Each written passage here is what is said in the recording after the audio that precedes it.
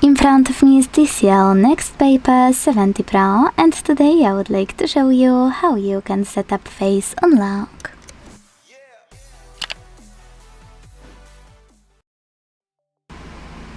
First of all, go into Settings and scroll to choose Security and Privacy.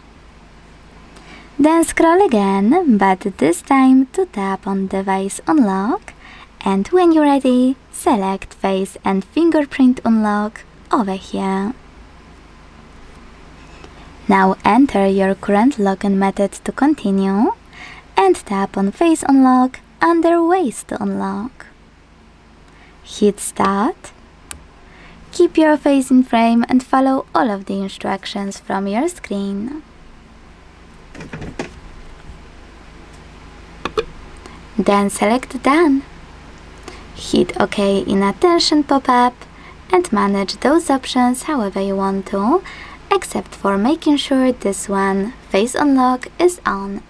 Without it, you won't be able to use face data in order to unlock your device. But let's check out how it worked.